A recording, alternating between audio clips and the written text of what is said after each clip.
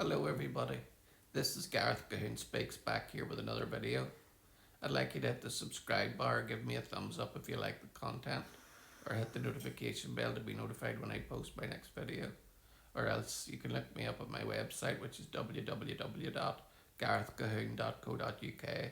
Or if you'd like to support the ministry, you can do so through PayPal, garethcahoon3@gmail.com. This one's about the stand up to Jewish hate. Sticky note Super Bowl against anti Semitism stirs controversy. This year's Super Bowl halftime show featured a short advertisement about anti Semitism, which caused great controversy, but not in the way most might expect. The commercial was sponsored by Robert Kraft, owner of the New England Patriots, who founded the Foundation to Combat Anti-Semitism in 2019. The foundation became the Blue Square Alliance Against Hate, launched with a 30-second video featured in the legacy halftime segment of the Super Bowl last year. This year, with his own team playing against the Seattle Seahawks, Kraft spent 15 million on another ad which portrays a Jewish teenager bullied in high school who grows up to become a doctor and saves the life of his tormentor in a twist at the end. The ad highlights the fact that 2 in 3 US teens have experienced anti Semitism, but the message is primarily that Jews refuse to be victims, and it encourages others to wear the blue square symbol of allyship and to denounce all forms of hatred. Kraft, who is an 84-year-old millionaire, is Jewish and committed to his cause, but there have been discussions in the Jewish circles about how relevant his new ad really was. Many have complained that the short video in which the Jewish high school student is labelled a dirty Jew with a sticky note on his back bore little resemblance to the reality of anti-Semitism faced by Jewish teens in 2026. Detractors have criticised it as a relic of the 1950s style anti-Semitism, saying that today's form of anti-Jew hatred is very different. Certainly the bullying in the advert feels more like a scene from Back to the Future than the apocalyptic camp outs that took over American universities after October 7, 2023, with violence and intimidation from protesters rising to levels not seen since the 1930s. Stanford student and former anti-Israel activist Taryn Thomas described what happened in her college during the protests in 2024 when she was 19 years old. They broke into the president's office, who is Jewish, threw fake blood everywhere, destroyed his office, and caused $700,000 in damage.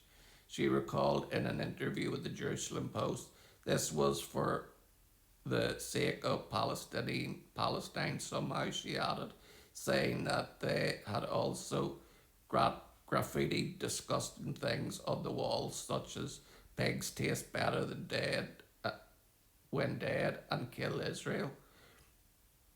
Obviously, this makes our campus feel very unsafe for the Jewish people that are attending there, she said. The challenges or threats facing the Jewish students have escalated momentarily from unkind posts. It's making the Super Bowl commercial seem almost quaint. What Tyler witnessed was so extreme, and the atmosphere of anti-Semitism so prevalent that she eventually decided to distance herself from the anti-Israel movement. Top anti-Semitic slurs are less concerned with the personal hygiene of Jewish individuals and more to do with the extremist anti-Israel rhetoric, accusing Jewish people en masse of cheering on genocide, ethnic cleansing, colonisation and apartheid. The age-old blood libel about Jews killing children and babies has once again reared its ugly head, all under the visor of being anti Zionist rather than anti Semitic. However, despite the often hard claim that their grip is against the state of Israel, their gripe is against the state of Israel, it is Jewish people, institutions, and areas that tend to be targeted from this hateful vitriol.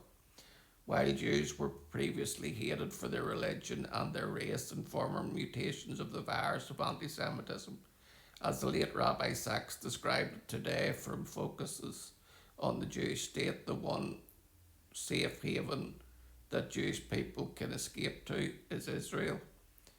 The wild accusations of the anti Zionist movement, just like those wielded by anti Semites in the past, have no basis in reality, and some are angry that 15 million still needs to be spent asking people not to hate Jews. Harvard alum Shabbatos Casterbaum wrote on social media, American Jews, if you are spending millions to fight anti-Semitism instead of building Jewish life, you're both out of touch with the needs of Gen Z Jews and have not learned the lessons of post-October 7th Jewry, he said. Fund Jewish day schools, not Super Bowl ads. Jewish influencer Jake Donnelly agreed, saying, when I first watched the commercial, I was annoyed on, oh great, another example of wasted Jewish philanthropy and off-label Jewish activism. However, he moderated his criticism after some reflection, adding, there was no pleading for help from the Jewish student. There was no grovelling, and there wasn't even a sign that the student couldn't take this hate. Noah, he stood in the pocket ready for the fight. He wrote, that's a message I'm down with. That's a message I can get behind. American Jews are done with the bull's tea, and we're ready for the fight. Allies or not, we're ready for the fight.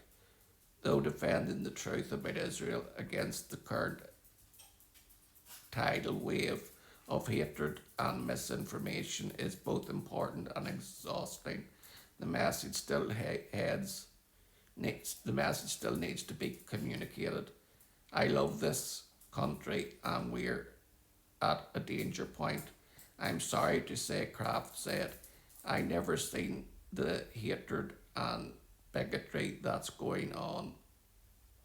This is the United States of America, and it's something that really bothers me, so hopefully we're going to get something done about it.